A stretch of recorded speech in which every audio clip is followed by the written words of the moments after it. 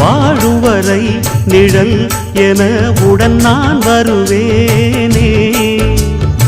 ஏழ் பிறப்பும் உயிர் துணை உனை நான் பிரியேனே.